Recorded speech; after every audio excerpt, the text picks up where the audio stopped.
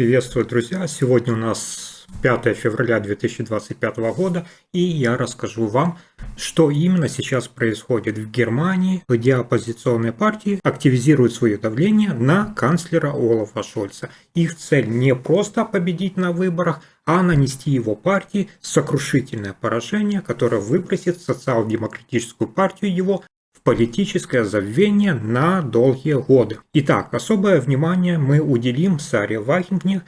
Ее партия уже успела громко о себе заявить и привлечь значительное число избирателей, которые недовольны нынешним курсом Германии. Но сначала хочу поблагодарить вас за поддержку. Если вы не подписаны на наши ежедневные политические обзоры, подписывайтесь, сделайте это прямо сейчас, чтобы не пропускать самые важные события. Несмотря на сильное давление и падающие свои рейтинги, Олаф Шольц продолжает заявлять, что верит в победу своей партии на выборах в Бундестаг 23 февраля 2025 года. Однако, друзья, его последние заявления звучат так, как будто бы он уже морально приготовился пойти в отставку и уже жить вне политики. В интервью немецкому журналу он признал, что поражение на выборах не станет для него какой-то трагедии. Я его процитирую. «Политика – это власть на время. И именно в этом заключается суть демократии», – заявил Шольц.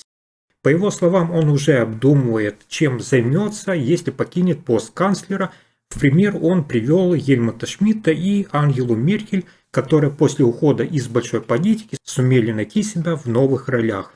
Кроме того, Олаф Шольц отметил, что его супруга, которая ранее была министром образования Бранденбурга, является его самым жестким критиком. Однако, по мнению Шольца, в жизни есть вещи, которые важнее политики. Цитата. «Любовь – это самое главное. Нельзя сводить всю жизнь к политике. Нужно находить время для кино и театра», – добавил Шольц. И в то время, пока Олаф рассуждает о жизни после политики, его оппоненты активно готовят почву для радикальных изменений в Германии. Например, партия Сары Вагенкнехт уже привлекла электорат, который недоволен действующей миграционной политикой, который недоволен экономической ситуацией и ситуацией в энергетике. Сара Вагенкнехт прямо заявила, что ее политическое будущее зависит от успеха на выборах в Бундестаг. В недавнем интервью она подчеркнула, что эта избирательная кампания станет для нее решающей. Прямая речь Сары Вагенкнехт. «Эти выборы определяют мою судьбу. Кто не в Бундестаге, тот перестает быть значимой политической силой в Германии», сказала Вагенкнехт. Сара не скрывает, что на самом деле ее партию хотят вытеснить из политического пространства. Есть огромное желание не пустить союз Сары Вагенкнехт в парламент, но я уверена, что мы справимся, добавила она. А я напомню, что ее партия, основана всего лишь около года назад, столкнулась она с непростыми вызовами после бурного вот этого старта и резкого роста популярности своей партии. В последние месяцы ее рейтинги начали падать и проседать. Сейчас опросы показывают, что она держится на уровне от 4 до 5,5% по всей стране. А это означает, что партия балансирует именно на грани прохождения в Бундестаг. Потому что я напомню, что минимальный порог это 5%. Попытки вернуть себе избирателей союз Сары Вагенкнехт предоставил экономическую программу, которая состоит из пяти, друзья, ключевых пунктов. И здесь основной посыл – это снижение налогов, сокращение коммунальных платежей и контроль за ростом арендной платы и снижение стоимости жизни. И здесь главное обещание Вагенкнехт – это ежемесячная экономия в среднем 100 евро на каждого гражданина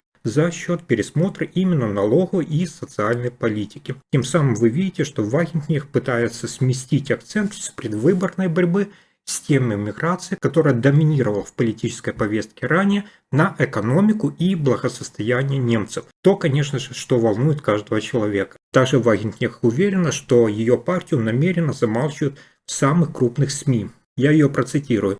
«Мы слишком неудобны, потому что хотим перемен», заявила Сара. Тем временем, друзья, она признает, что тема миграции по-прежнему остается важной для многих избирателей. Еще одна прямая речь ее. Люди ощущают проблемы, которые несет с собой миграционная политика. Но помимо этого есть и другие ключевые вопросы, о которых до сих пор избегают говорить. И наш долг поднять их в этом предвыборном цикле, подчеркнула Сара. Таким образом, друзья, видите, что ее партия «Союз Сары Вагенки» решила перехватить вот эту инициативу в предвыборной гонке и предложила конкретные шаги, которые, по их мнению, и облегчат жизнь миллионов немцев. Они представили детализированный вот этот пятиступенчатый план, который обещает значительно экономические послабления. Но что конкретно предлагает их союз? Давайте разберем эти главные пункты программы. Итак, первое – это медицинские страховые взносы. Здесь, конечно, возникает вопрос, кто от этого выиграет, а кто от этого потеряет. Союз Сары Вагенки предлагает отменить дополнительный взнос в системе медицинского и социального страхования. Это, в свою очередь, должно позволить сэкономить каждому гражданину около 45 евро в месяц. Друзья, но здесь есть и обратная сторона медали. Людям с высоким доходом придется платить больше, потому что Союз Сары Вагенки хочет поднять верхнюю границу отчислений в страховые фонды. Также партия выступает за единое страхование для абсолютно всех, включая чиновников и самозанятых. Второй пункт у Сары Вагенки называется налоговая реформа. Для кого они хотят уменьшить налоги? Во-первых, они хотят сделать перераспределение вот этой налоговой нагрузки. Пенсии до 2000 евро предлагается освободить от налогообложения вообще. Средний класс получит прибавку примерно на 50 евро больше в месяц за счет вот этой корректировки налоговой суммы. Но за вот это все придется платить, конечно же, самым состоятельным гражданам, которые богаты и владеют крупными активами. Они, конечно, столкнутся с увеличением налоговой нагрузки. И третий пункт у Сары Вагенки – это минимальная зарплата и контроль над ценами на жилье. Здесь партия планирует существенно повысить вот эту минимальную заработную плату. С 1 июля минимальная ставка должна вырасти до 15 евро в час. По аренде жилья тоже предлагают они радикальные изменения. Например, в дорогих регионах Германии арендная плата должна быть заморожена до 2030 года. А при покупке первой квартиры или дома для собственного проживания предлагается отменить вообще налог на приобретение недвижимости. Еще один важный пункт в программе Сары Вагенки – это отмена экологических налогов, то есть топливо и еда станут дешевле.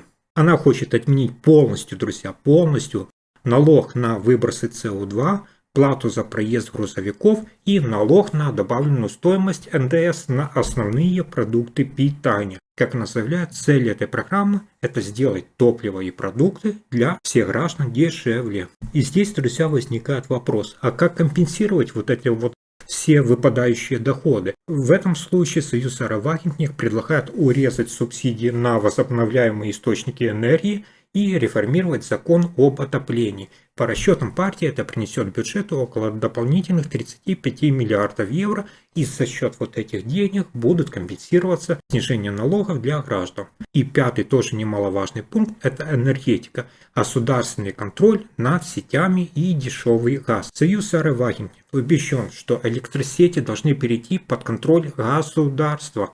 По ее мнению, государство может лучше управлять инвестициями, а значит цены на электроэнергию снизятся для всего населения.